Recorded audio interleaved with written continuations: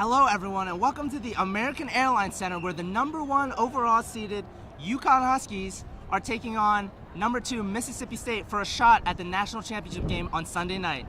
I'm Ryan Kim, now joined here by Stephen Tucker, one of the many voices of WHUS.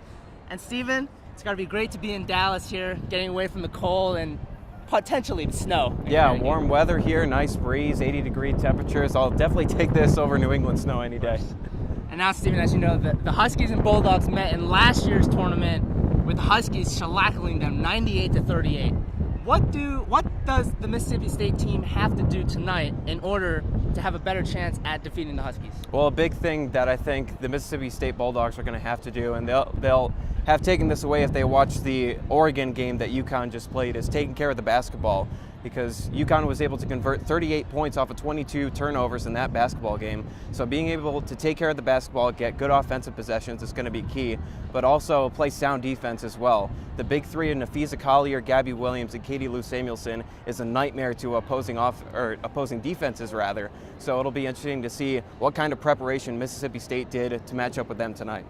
It's great you mentioned as a team, you know, they're prepping really hard, hoping to pull the upset, but for the Huskies in particular, you know, obviously coming into this matchup, they're the heavy favorites in this one to not only win the Final Four matchup here tonight, but also to go on and hopefully win the national championship. But in tonight's game against the Bulldogs, who's going to be their X factor if they want to survive in advance? Well, Morgan Williams is, of course, a big playmaker for the Mississippi State Bulldogs. She had a 41-point performance the other night against Baylor in the Elite Eight, which, of course, going against a highly skilled team like Baylor, that's no small achievement. But to me, I think Victoria Vivians is going to be the X factor for the Bulldogs tonight. She's kind of like their version of Gabby Williams. She's the most complete basketball player out on the court at any given time.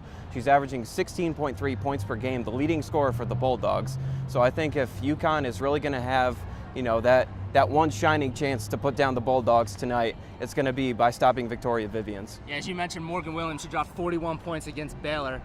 But if you're Gino Auriemma, what are you saying to your team, not only to stop her, but stop their hot offense coming into this game? I think it's just trust the process. I mean, you look at how Oregon played against Maryland. They were just totally nonstop, especially throughout the second half. They were able to really just quiet Maryland's offense totally. And UConn came out against Oregon and made them look like a totally different basketball team. So I think UConn just has this unique power, no matter how electric an offense is, to kind of slow that pace by controlling the flow of the game. And once you establish that, it's going to be very hard to compete against the best team in the country. Yeah, I agree with that. It's, you know, it's the brand of basketball that UConn plays and Gino Auriemma instills in his team it's like none other in the country. And, you know, tonight, hopefully, and moving on to Sunday, we're going to see not only great basketball, but more history being made by the Huskies, because it would be their 5th consecutive championship title in a row, and that's been unheard of. Yeah, 5th consecutive championship, 12th all time. It should definitely be an etch in the history books of sports history. So it'll be interesting to see